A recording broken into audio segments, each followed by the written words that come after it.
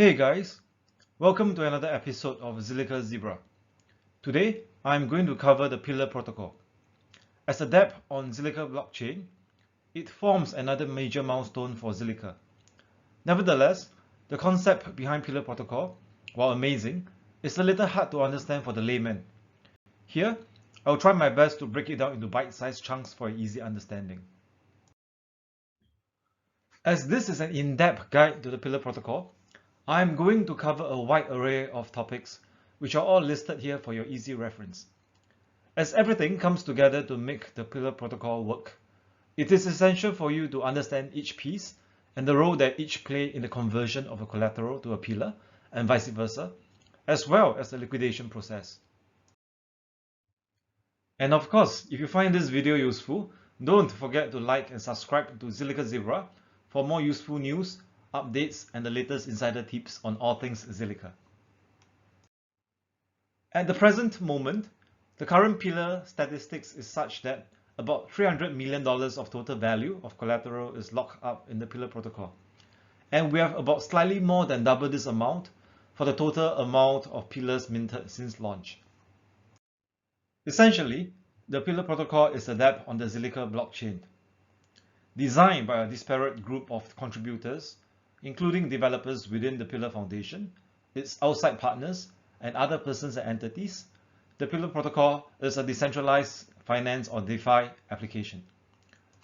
The Pillar protocol is managed by people around the world who hold Zilliqa's governance token or GZIL through a system of scientific governance, including executive voting and governance polling. GZIL holders govern the protocol and the financial risks of the pillar to ensure its stability, transparency, and efficiency. One GZIL token locked in a voting contract equals to one vote.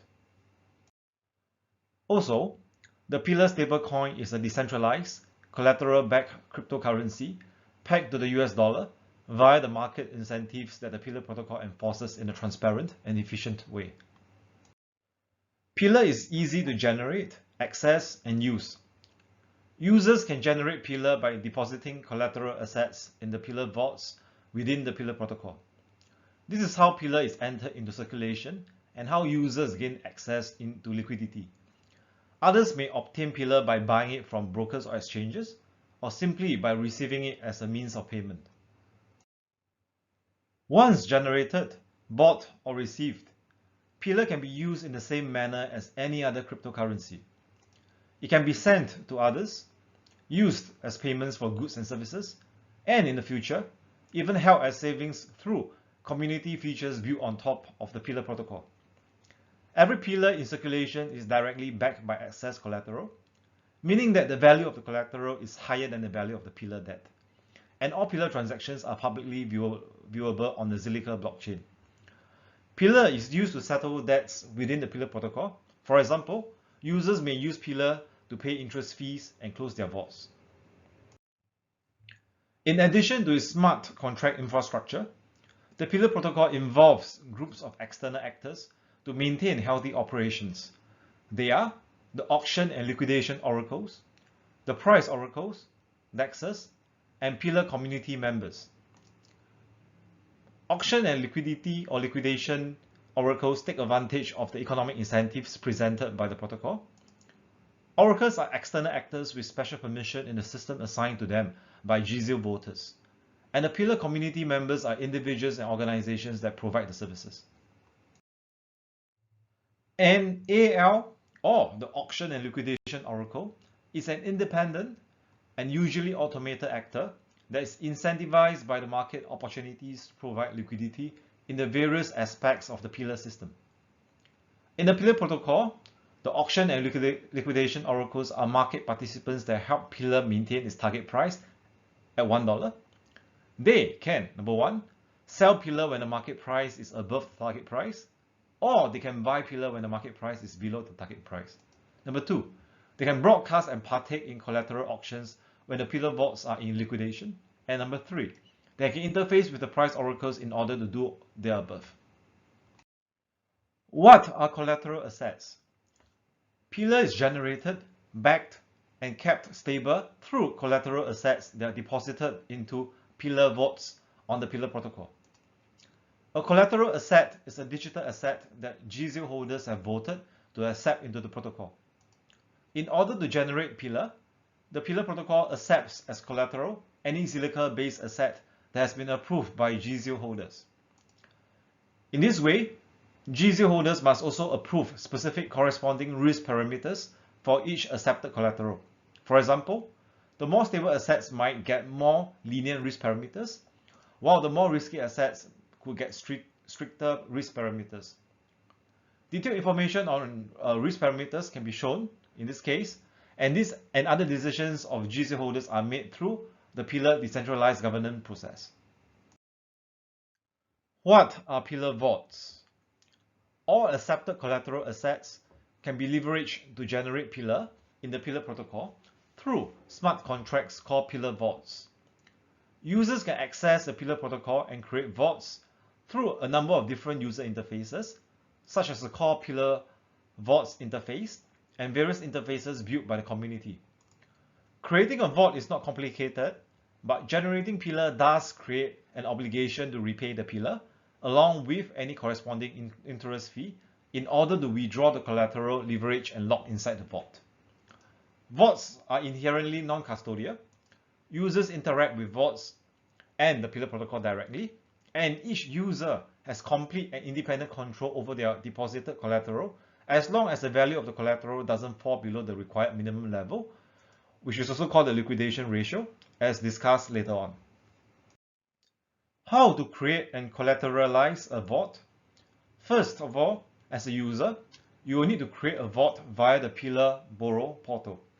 You can do this via a community-created interface by funding it with a specific type and amount of collateral that will be used to generate the Pillar. Once funded, the vault is considered collateralized.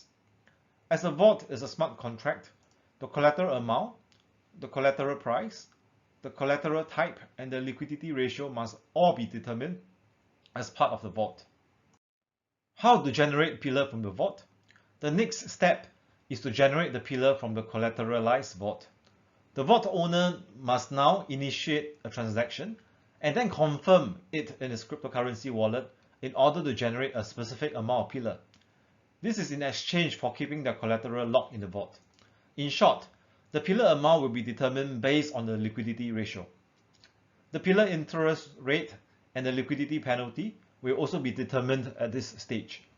The minted Pillar will then be transferred to the user's wallet address. How to pay debt and withdraw collateral? When the user wants to retrieve part or all of the collateral, a vault owner must pay down or completely pay back the Pillar that they have generated. They also need to pay back the interest fee accrued during the period. Do note that the interest fee can only be paid in Pillar. How to withdraw collateral? When everything has been fully paid, the vault owner can now withdraw part or all of the redeemed collateral back into their own wallet. The vault remains empty until the owner chooses to make another deposit. The key point to note here is that each collateral asset deposited requires its own vault.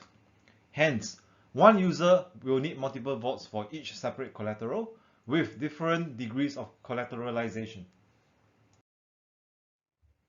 Pillar protocol auctions and liquidations. The auction mechanism of the Pillar protocol enables the system to liquidate vaults even when price information of the collateral is unavailable. At the point of liquidation, in this case, when the vault collateralization ratio is less than the liquidation ratio, the Pillar protocol provides a market incentive for the auction and liquidation oracles to pay back the vault owner's debts. In this case, they thus become the new owner of the vault's collateral. Nevertheless, if no auction or liquidity oracle steps in and pay the vault applications at the point of liquidation, then by the time the vault obligations value drops below 50% of the vault value, the auction liquidation oracle of several key members of the community will need to step in and pay off the Pillar debt for the vault to act as a liquidator of the last resort. To ensure there is always enough collateral in the Pillar protocol to cover the value of all outstanding debt, any Pillar vault deemed too risky, according to the parameters established by the Pillar governance, is liquidated through an automated Pillar protocol auction. The protocol makes the determination after comparing the liquidation ratio to the current collateral to debt ratio of a vault.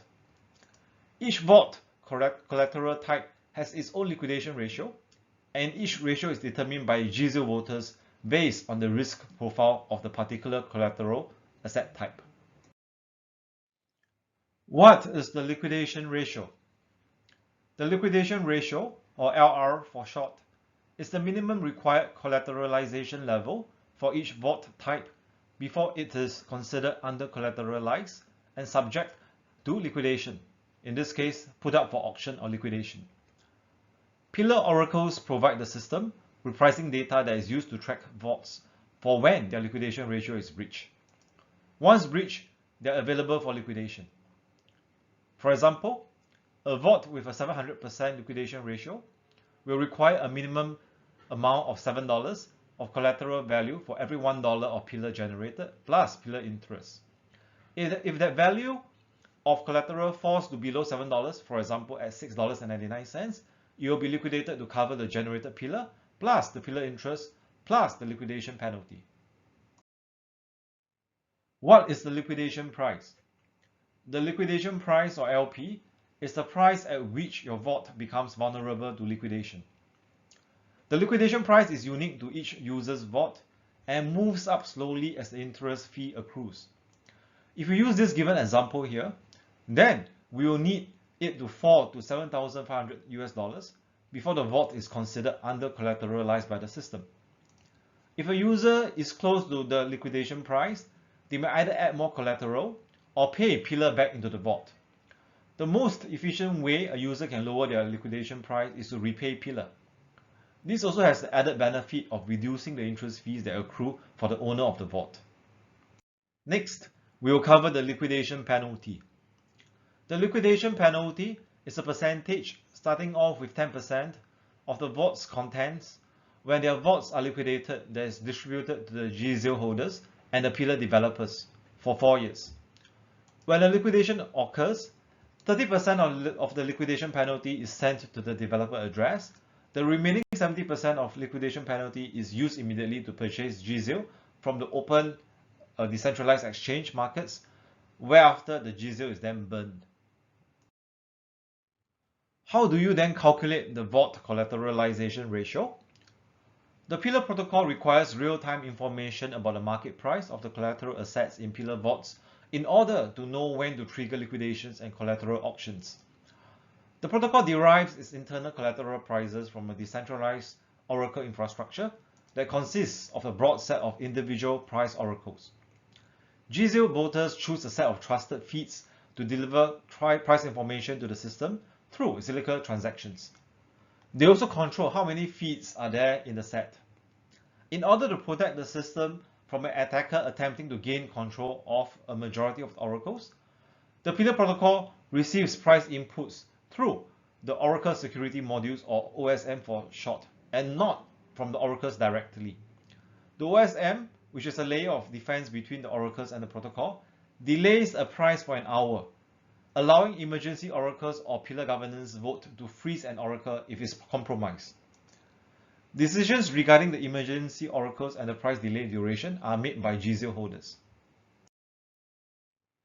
So, how can you calculate the vault collateralization ratio?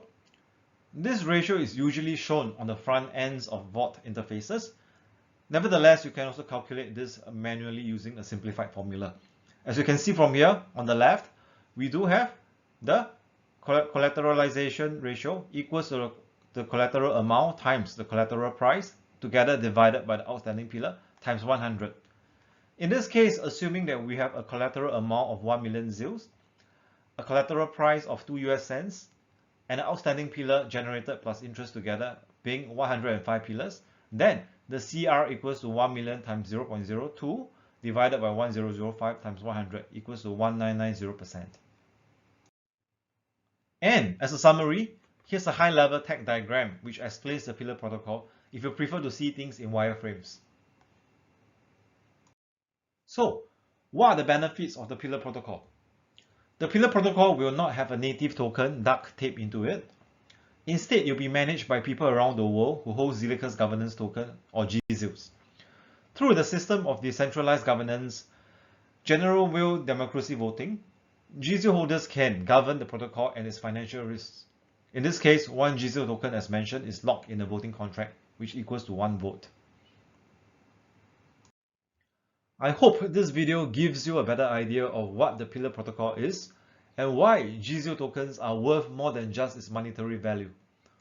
If you are looking for assistance on any topics related to Zilliqa, feel free as usual to drop me an email at zilliqazebra@gmail.com and I'll do my best to create a video around that topic. Thank you.